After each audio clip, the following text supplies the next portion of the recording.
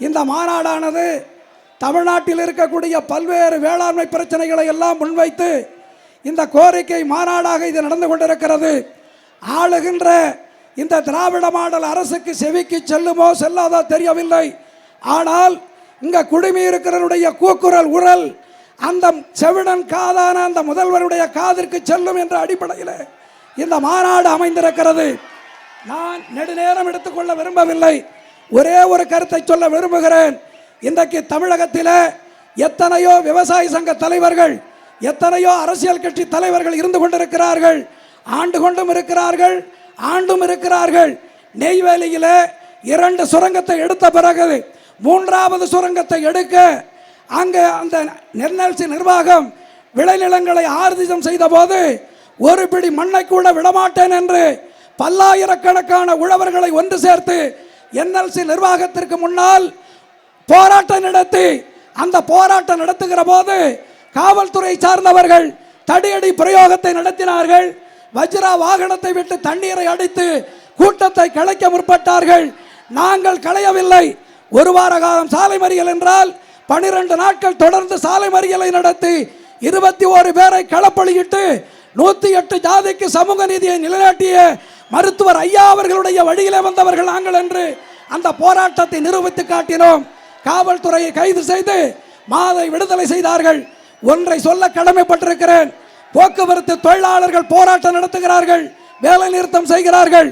மின்வாரிய ஊழியர்கள் வேலை நிறுத்தம் செய்கிறார்கள். ஆசிரியர்கள், மருத்துவர்கள் எல்லோரும் வேலை நிறுத்தம் செய்கிறார்கள்.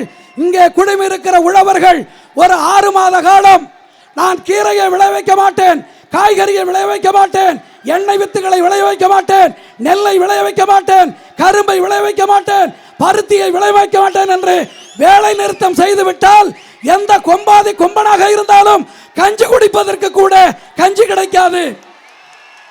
அதே நேரத்தில் அந்த கஞ்சியை குடிப்பதற்கு தொட்டுகை கூட கிடைக்காது. பச்சை மிளகாய், வெங்காயம், எலுமிச்சை, நார்த்தங்காயை விளைய வைக்கக்கூடியவன் இந்த விவசாயி. அத்தோடு மட்டுமல்ல தோழர்களே, இந்த விவசாயிகள் பருத்தியை விளைய வைக்காவிட்டால் பண்டை காலத்தில் ஆதிவாசிகள் இலைகளை தைத்து ஆடையாக கட்டிக்கொண்டு மரப்பொந்திலே வாழ்ந்தார்களே, அதே போல எப்பேற்பட்ட கொம்பனாக இருந்தாலும் விவசாயி பருத்தியை விளைவிக்காவிட்டால் அம்மனமாகத்தான் நடமாட முடியும். ஆகவே அப்படிப்பட்ட புனித தொழிலை இந்த விவசாயிகள் செய்து கொண்டிருக்கிறார்கள்.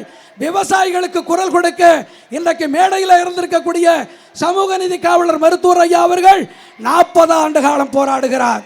அவர் வழிவந்த நம்முடைய அண்ணன் அன்புமணி ராமதாஸ் அவர்கள் நாடாளுமன்றத்திலே 39 நாடாளுமன்ற உறுப்பினர்கள் தமிழ்நாட்டிலே, பாண்டியிலே 1, 40 நாடாளுமன்ற உறுப்பினர்கள் இந்த தமிழ் மண்ணிலே விவசாய மண்ணிலே தேர்ந்தெடுக்கப்பட்டு நாடாளுமன்றத்திற்கு சென்றிருக்கிறார்கள். யாராவது ஒருவர் என்னுடைய தாய் தந்தையருக்கு பிறகு நான் கடவுளாக வணங்கக்கூடியவர்கள் இந்த உணவை உற்பத்தி செய்யக்கூடிய உழவர்களைத்தான் என்று நெஞ்சை நிமிர்த்தி நாடாளுமன்றத்தில் சொன்னதாக வரலாறு உண்டா? அன்புமணி ராமதாஸ் அவர்கள் தான் அந்த நாடாளுமன்றத்தில் சொன்னார்.